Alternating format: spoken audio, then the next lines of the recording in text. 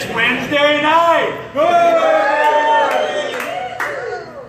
Yeah, it's really cool. You know, it's almost like, I don't know about you guys, but it seems like the week is shorter because when we get to Wednesday, it's almost like another weekend or something like that. It kind of shortens up the week and breaks it up in a really nice format. Really enjoy being with friends and hanging out, and I think all of you feel the same way. We do have a guest speaker tonight, and I want to introduce him in a couple minutes. But first, who is brand new, first time here? Raise your hand. Well, Welcome. Trying to give you an idea of what this is. This is Cars and Cruise Night. It has nothing to do with HP Car Club. However, there's a lot of HP Car Club members here.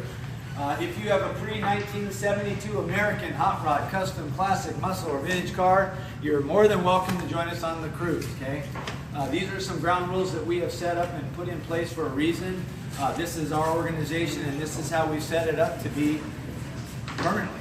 There's a lot of people say, well, I have a Volkswagen, and I have this, and I have that. And, you know, this is pre-1972 American muscle all the way, and we're really proud of it. So I'm excited to tell you guys that we have closed the deal with Legends, and I know some of you this week went into Legends and had a brunch or whatever, and you got your discount and stuff like that. Yeah, I did. Fantastic, yeah, very good. So we're excited about that, and more are coming on board. That was actually a big stepping stone for us, so we're fired up about that. It's a big sponsor for us, and they're actually coming on board for the car show, which is going to be very interesting.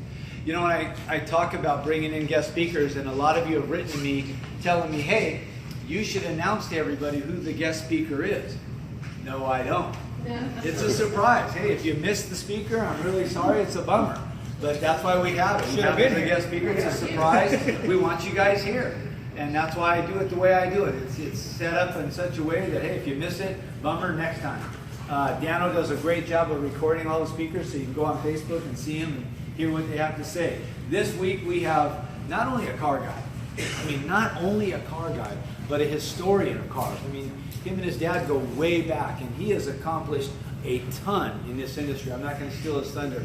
I'm telling you right now, this guy is the epitome of the hot rod industry. And you can see it in his car, sitting out in the parking lot. He's got that blue gasser out there.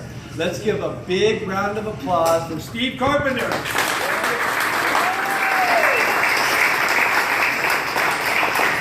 He did forget to mention that I do his hair. I mean, that's, you know, you got to remember that. So, anyway, I really appreciate being here. He's been trying to get me to come down here for a long time, and I just don't live close. And I have a young wife and a young kid, so, you know, my time is unfortunately taken by them. But I'm here because it's important, and this thing is getting so big. I think after a while, you won't talk to me. It'll be chip food. It'll be who are you?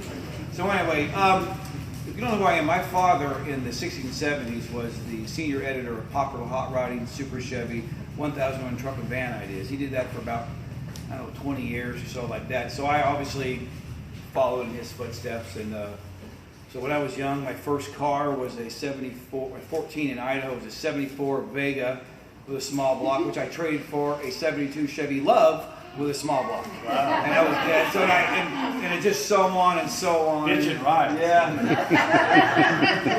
But I was always a talker. So since I didn't like being a mechanic because I always busted knuckles, and I just was always trying to be a mechanic with my dad. I had the ability. I just didn't like doing it because I got dirty. So I ended up being like a sales type of guy, and the guy that, you know, made shit happen and just did things. So when we moved to California, we kind of took Auto Trader magazine when it was just starting. It didn't really have an old car and a sports car. When we and my dad were part of the group of Auto Trader, they were a nationwide company at some point, not just broken up, but when it was an actual paper.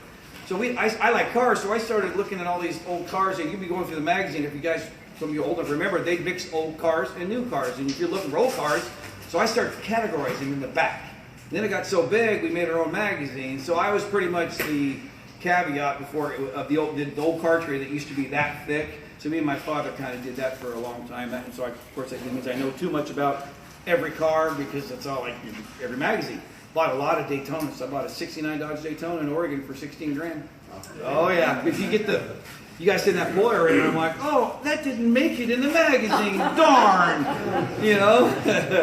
But anyway, then when I was with Auto Trader, I got to meet the Galpin guys because I was doing their advertising. And they were trying to get this aftermarket. They're doing the show Pimp My Ride. They're trying to get this aftermarket thing open. They couldn't figure out how to do it. It's a big building there, and I kept looking at it, waiting to be open. And finally, I went up to Bert and Bo and said, "Why don't you just throw a bunch of cool shit on the walls and open it up?" "Oh, it's not that simple." I go, "Yeah, it is. You just go get a bunch of stuff, throw it on the walls, people come." "No, it won't." And I said, "Come on." So they let me see if we could open gas, and we opened it in like 4 months. So I was at Galpin on Sports Gas for about 10 years. And of course, if you know gas, we did primarily Mustangs.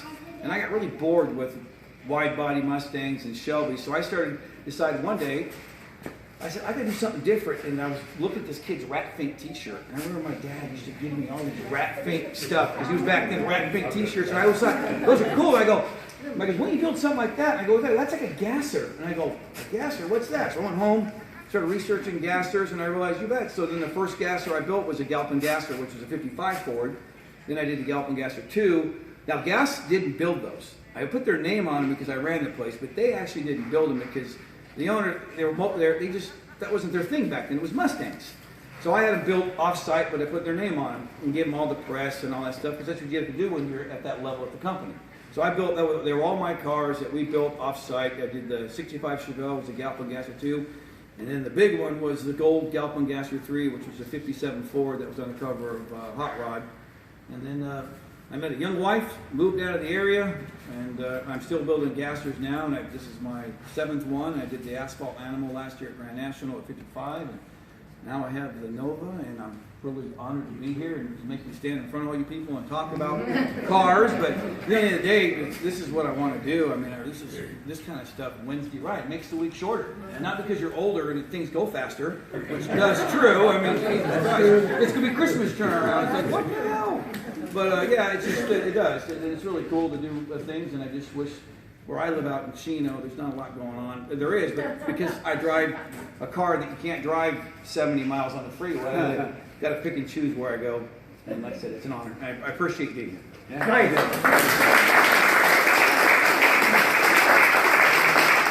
One of the things that Steve told me, and maybe I'll highlight on this, is, you know, he's a big name in the industry. And he actually told me, "Hey, Mel, your organization is getting pretty well known throughout the industry."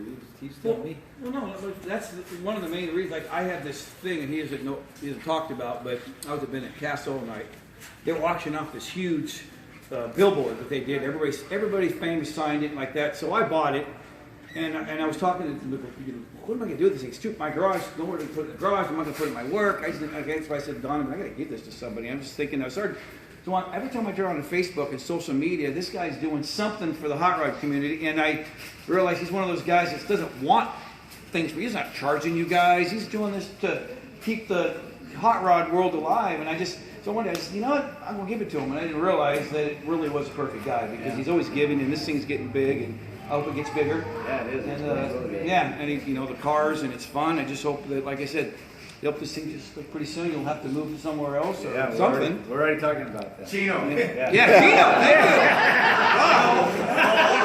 you. Who said that?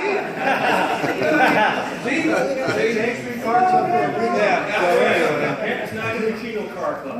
No, too bad. Yeah, we already told him. Already said, yeah. It could be the Chino So, chapter. let's give him a big hand, you guys.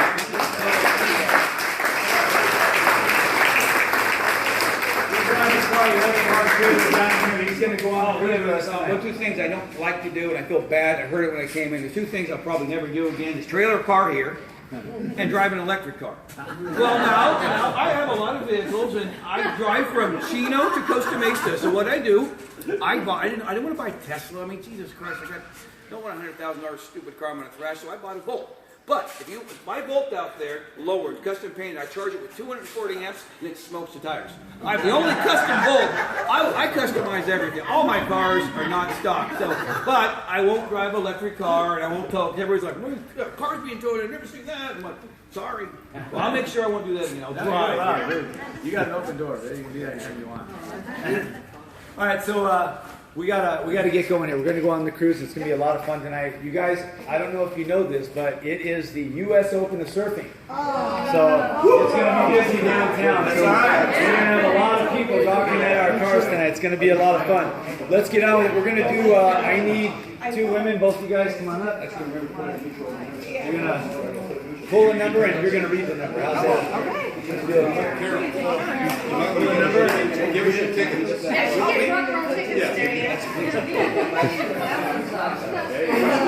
You read it?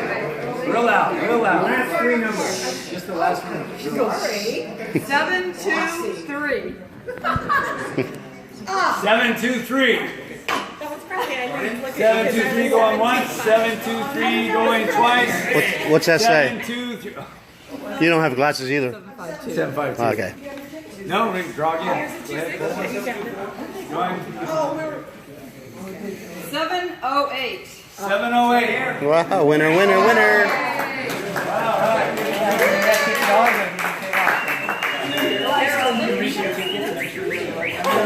These old guys can't see, so that's right. Ready? Believe me, we can't. I know. Real loud.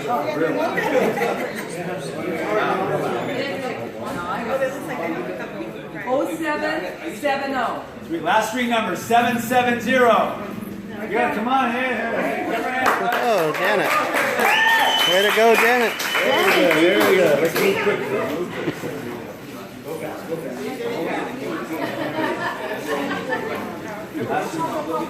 754.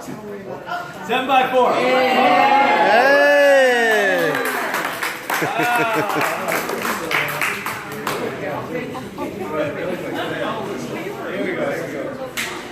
Real loud. 711. 711. 711. 711. Going twice. 711.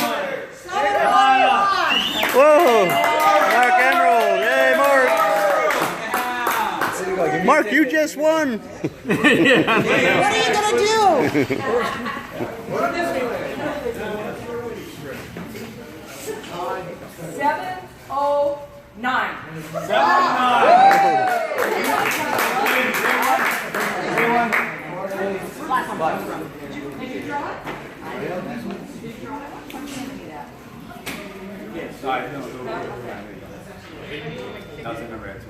709. 719. 719.